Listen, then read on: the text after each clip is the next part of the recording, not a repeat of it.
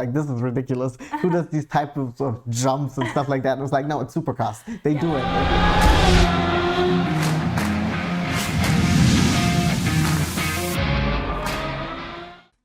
Welcome back to the Daily Racing Show here at RacePlazaMedia. And today we'll be talking about everything that we watched this weekend.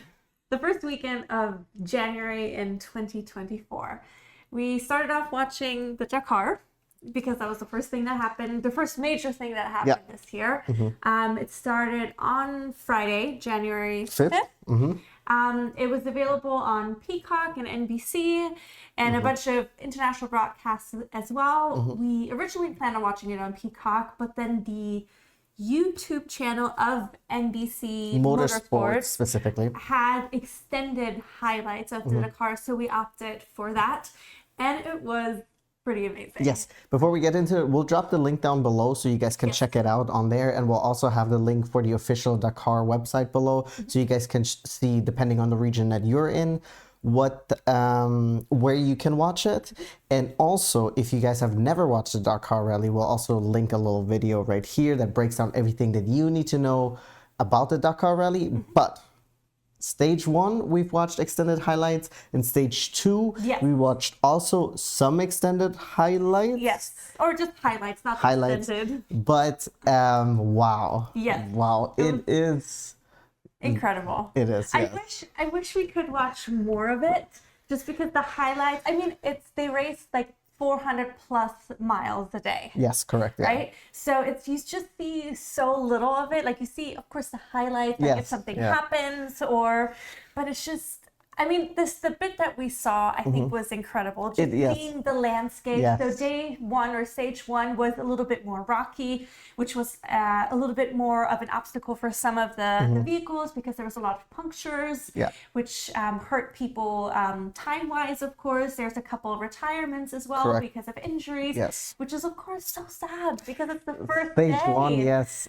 Especially that one driver, I forgot his name. He had to retire last year because he broke the motorcyclist. He broke his leg, I think, last year in Stage 1 or something like that. And then this time around, he again got injured in Stage 1. And it's like I know that statistically, I believe less than 50% make it all the way to the very end. Crazy. But it is a little sad. Like, come on, Stage 1, you just got started on your on the 2-week adventure of Dakar.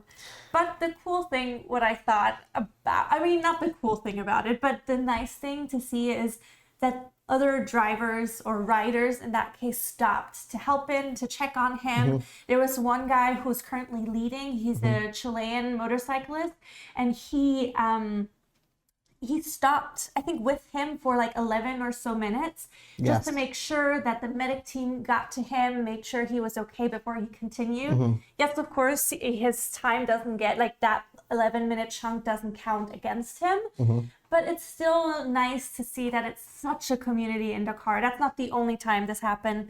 I mean, there was other incidents where people helped, and it's really cool to see that sense of community that they have. Yes, I think, first of all, because it is like this rally raid / adventure that they go on, so it is nice that you have the sense of community that we're all in this together. I think it's also very interesting that you have also this aspect of if you have a puncture, you have something, you have to get out of the car and fix it yourself, right? And then, yes, you have the service trucks that also race and that they might stop on the way, but most of the time you don't know when probably when the next person is coming up and stuff like that. So you and your partner in the car, you guys have to get out and I guess I think the co-pilot sometimes also specifically besides telling you navigation, some of them are also mechanics and stuff like that. Or engineers. So they have maybe a little bit more know-how, but it's still that you go out there and then you have to do the tire switch yourself.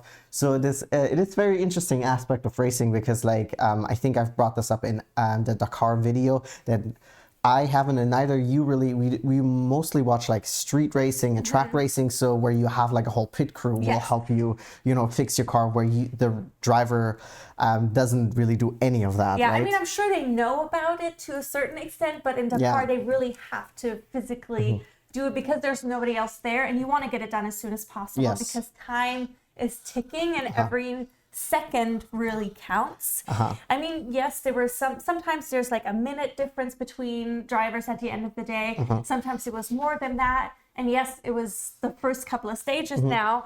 But I mean, still, it counts because you don't know what's going to happen in the next couple of stages. Yes. I do also wanted to bring up, there's some drivers that are, or some teams that are unfortunately already out of the Dakar rally. But I do believe that if you are a rookie driver, that you are actually allowed to finish. So you're still able to continue racing. You're just not part of the like standing anymore. I do believe you get the experience. Correct, because I think for some of them it might be like maybe a once in a lifetime thing, or like because like sponsorship and costs and stuff like that. No. I don't think every person is allowed to do that. I think like legendary drivers and stuff like that, they're not able to continue on, but I do believe that there is a specific rule for, I think, rookie drivers that they're able to continue on. That's really nice. Yeah, I'll look it up again, but I do believe reading about that. So that's really cool that, you know, even if, let's say, you know, you are, you know, unable to continue on or something happens, stage 1 or stage 2, there's so many stages still left that you're still able to, you know, continue on the journey. That's really good. Yeah, that's really cool. I also really liked seeing in the extended highlights that we saw the different vehicle types. Yes. Which was really fun. They started off with the motorcycles, then they had the cars, the SSVs, and then the quads. I mean, the quads and the motorcycles I thought were, crazy. That's just mind-boggling because at least from the parts that we've seen, they're like standing for the majority of it. I mean, because granted, the terrain is just quite rocky. I mean, it is, yeah. Yeah, I you mean, have to. Stage 1 particularly was quite rocky, which was tough for a lot of people. Yeah. But just seeing them just literally not standing full, like, how do you call the position you're in? Like the squatted kind of position the whole time. Yeah. So imagine that for over 400 miles. Yeah. I mean, you gotta have thighs made out of steel, you know. I thought it was also very interesting that you get to essentially pick your starting position. Oh, yes. I thought that was really cool. So in the extended highlights that we watched, they only briefly talked about that. And there's one American driver who's... Motorcyclist. Yes. Yeah, driver. Who's unfortunately now out of the Dakar rally, I think in stage 2. Was he all the way out? I don't know if he was delayed. Oh, maybe he was just delayed. I think he was just delayed. But that he opted to do opted to kick off the Dakar rally, which I think is really cool. People were like, oh, or he thought it might have been a mistake, but because I guess they take the other people's like how do you say it? I mean, they use other people's tracks. Exactly. Who went ahead their tracks, which is smart because we also saw in that extended version that a lot of people were like, oh, I want to start at around 14. Like 14 seems to be very popular. Yeah, so I guess it's like more of a middle towards the end of the field. Yeah, I guess so. Which I thought was very interesting that a lot of them said 14, but then based on how they did before, that's how people got priority for the since not everybody can start on 14. They can't start all together at the same time. But I thought it was really cool that he opted for the first, like and it worked out. On stage 1, it kind of worked out. He came third. Yeah, he came third after stage 1. And then stage 2, he did have an issue with the bike, and then he had to fix it by himself, like we were saying. But he was delayed by 40 minutes. Now I remember. It took him 2 hours to fix the bike, and then that kind of pushed him further back in the ranking. But it is day 2, so there's still lots to do, or lots more to. Yeah, I mean, there's anything that could still happen, but it is quite. I don't know. It's very exciting. It's a very exciting thing to follow. The last thing I want to talk about the Dakar. Oh, 2 things, because I wanted to say something about stage 2. But one thing is, I do wish that we could just watch some of the drivers just like drive for like an hour. Like, let me just watch them go. Like either in car, like footage, like or like a drone footage or something like that. I don't even need commentary. I just want to see it. You know. It looks so beautiful. Like they have some of these like overhead like drone shots, like you were saying, helicopter shots and stuff like that. Yeah, it looked absolutely gorgeous. And that would be one of the reasons why I would want to participate, just to drive. Like I wouldn't probably drive at the speeds that they're just blasting through those like crazy terrains. but it would be. I think at the point, if you're able to participate in Dakar, you already have some rally experience. I think you would still go because like you're at that point you're competing. Yes, of course you're not going to be as crazy as maybe other drivers, but you're still going to push it. Well, no, of course. Yeah, no. But I mean, it's still. I would just want to participate mostly at this point in my life, just so I can drive through those. Or like to beautiful... participate in that adventure, right? Yes. Yeah. Yeah, because I mean, you see that like we saw today after stage 2. There was a motorcycle rider. He fell and hit his head. He injured his hand, and like you could see him. He had like had black and blue eyes. I mean, it's rough on the body, and it's just stage 2. Like they interviewed another motorcyclist, and they were like, "Oh, how are you feeling?" He's like, "Yeah, I feel like it's already the 10th day." And it's like it's stage 2. It's crazy. But before, I also wanted to mention the trucks. Like at first I was like, why are the trucks there? I've just seen some pictures. Because we had actually talked about it, and I said if I would participate, I would either do cars or lightweight vehicles, or I would want to be in the truck. Yes, and then I was like, why would you want to be in the truck? Because they seem so not agile and too heavy for it. But when I saw it was just how they were like black. I mean, it's so. They're so heavy too. And they're like 10 tons, they said. Yeah. And it's kind of super intimidating watching that heavy beat towards. I mean, the speed. I was really shocked by how fast, because we saw footage where a truck was driving past. I think it was like an SSV or like a lightweight vehicle, and it was just. I mean, it was crazy. Yes. It was. I mean, I didn't know that there's 3 people in the truck. Yes. Yeah, I knew that because I did the video. You did the video on it, but I didn't know that. But I thought, so I'm more interested in watching the truck stuff because it looks crazy. Yes. And then in stage 2, they had quite a bit of obstacles actually, because there was so stage 2 was more sand dunes, so softer terrain.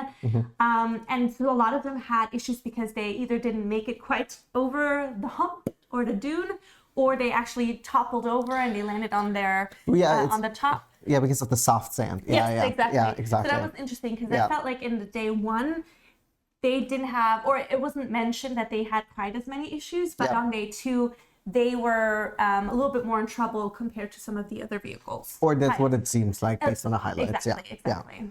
And you guys can already see that we've put into the video like the standings right now. So I would say move on to the second thing that we watched that was really also really cool. I know we're repeating ourselves, but once again, this is also something that we have never watched. Fully watched. I feel like I've seen a couple like clips and things. Yeah. But not a full, like we watched the whole thing. Yes. Sorry. No, so we ended up watching the AMA Supercross because Anaheim 1 was the first round, which happened on Saturday. We ended up watching it on Peacock, and they showed the whole event. So it started with the qualifying heats in both of the categories. The 250cc and the 450cc. Correct. Yes, and then it went into the consolation race for like second chance to make it into the finale, and then they had both of the finales. And each and every single race was so exciting. Yes. I mean, it was just action packed. I mean, just starting off from the beginning, like you have the 20, so it was 20 riders in all the They start in gates essentially. Yeah, exactly. They start in the gates, and then immediately it almost narrows down into this tight right corner, and that was already a huge hurdle for. I mean, it was just tight. Everybody wanted to get into corner first, just to get nice positioning for the start of the race. And I mean, when you have 20 riders getting into this tight corner, things are bound to go wrong. Yes. And unfortunately, they did for some of the riders. Yeah. For a viewer, it's interesting and exciting to watch. Unfortunately, not like any injuries, right? Major injuries. That we know of, some bumps and scratches, but like, no crazy injuries. But it does make it very exciting. And it's also very exciting how much overtaking there is. Yes. Even sometimes when you see on the leaderboard, there might be like 2 or 3 seconds between like the first and like second place. In Formula 1, that is like maybe 2 or 3 laps until someone gets caught up with the leading position. But in in the AMA Supercross, it's like next corner. They might be able, like if the other person goes too wide, or they're purposely gonna take the narrow one. The narrow corner, it's very tight, and what I also really like is it's really aggressive. Like you can really like mess up the other person's corner if you gauge it right. That one Japanese rider who like there's a lot of jumps in it, and he purposely angled his jump already kind of into the corner to cut off another driver or racer. Yeah, crazy. Yes, yeah. I thought that was sorry.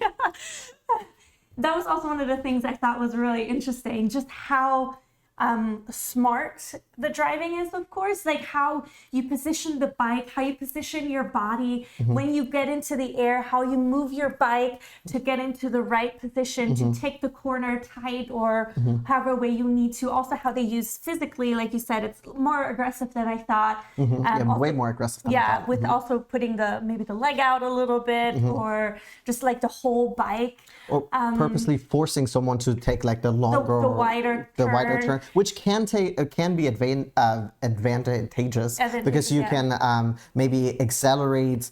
You can take more speed with you because you don't have to brake as much. But it is like it can be good or bad. And if you force someone to take people also took some tumbles and stuff like that. So yeah, it's just overall very exciting, and it's also not really long.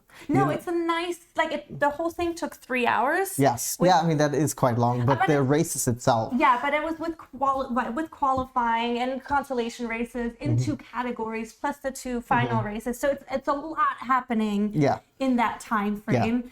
Yeah. I also wanted to point out and give a shout out and congratulations to Jet Lawrence, because he is the only person to ever win a debut race when he debuted in the 450cc yesterday. He won last year, as we mentioned in a previous video, the 250cc West, and this year he went up to 450cc and immediately won the first race, which is very incredible. Impressive. He was in the lead the whole time. He won his heat. I'm pretty sure he won his heat. And then he led the race from the beginning all the way to the end. He had a little hiccup where it was in the heat he did have a little fall, which was a little scary.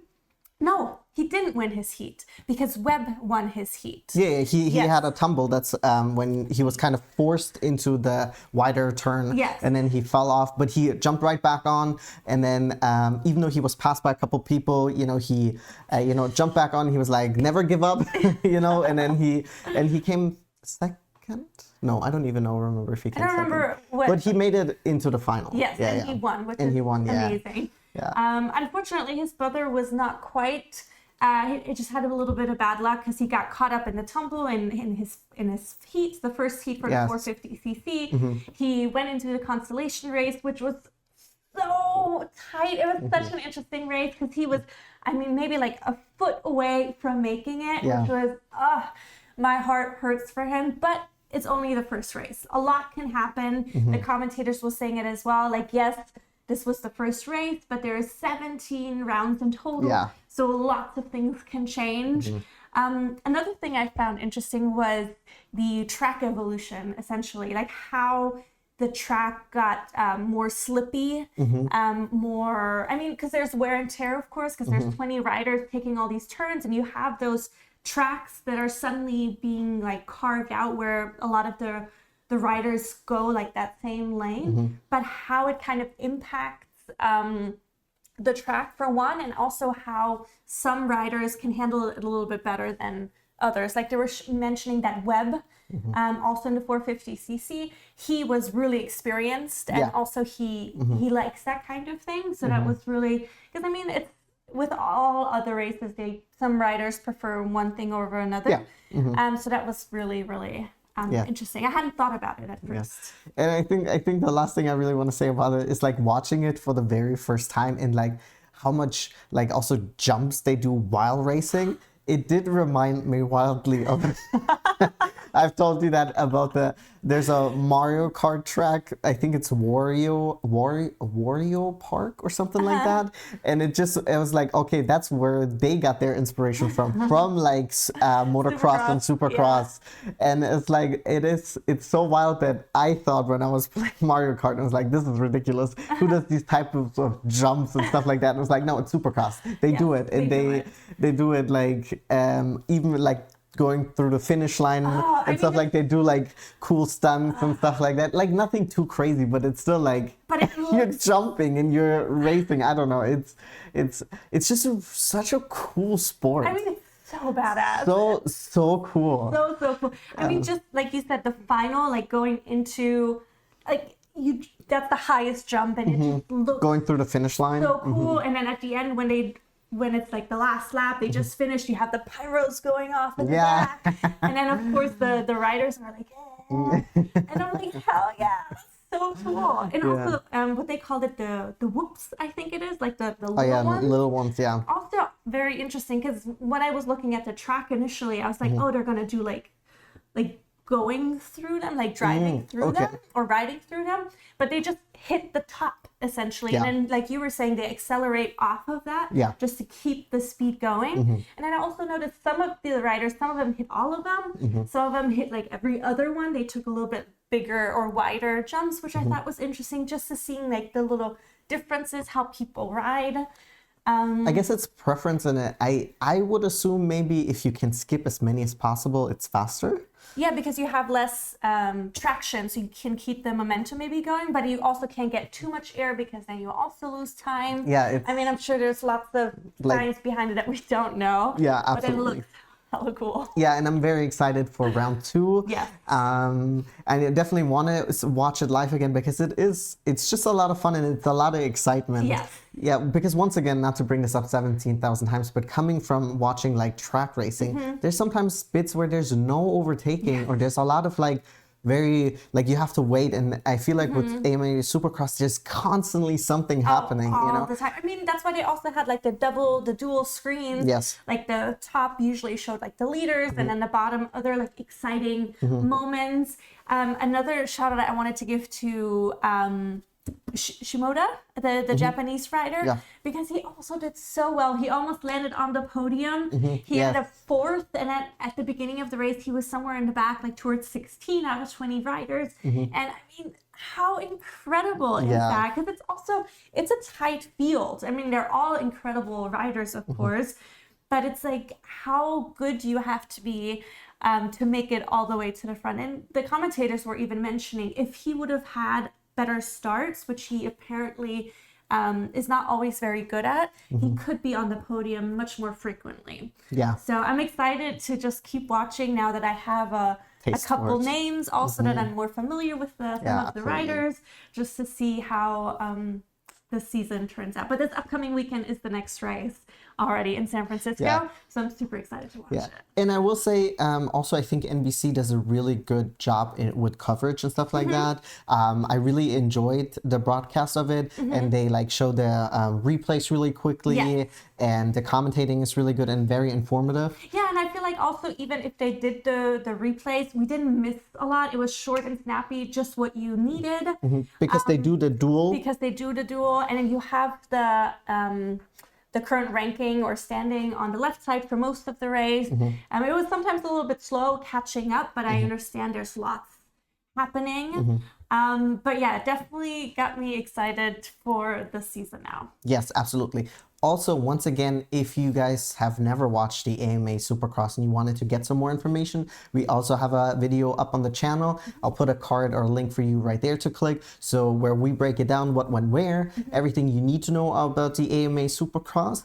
And I think that was about it that we watched this weekend, right? Well, we did take a little sneak peek at the Chili Bowl Nationals. They were practicing they today. did. Yes. Yeah. So they were actually streaming it on YouTube, which was fantastic because it was for free. Yeah. So we had it on and we got a little look at the track, some of the vehicles.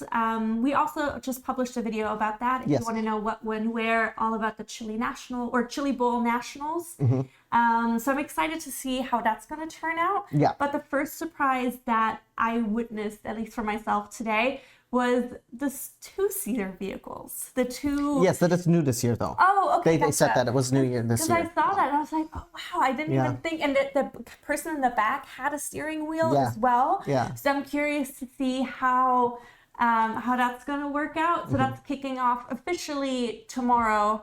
Is the first rounds of qualifying. Today was just some practice, but you can already check that out on YouTube. As mentioned, we'll post as many links as we can in the comment or in the subscription box below so you can find out everything you need to know. Yeah. Awesome. I think that was it. Yep. I mean, it was plenty for the first week of January. There's much more to come because it's just the beginning of the year, right? So much more to come. But it was a nice, start into the new year. I'm super excited for all the new racing that we're going to watch this year. Let us know in a comment below, what did you watch maybe this weekend? What are you looking forward to for this year of racing? And as always, please like and subscribe. We very much appreciate it. And then we'll see you tomorrow.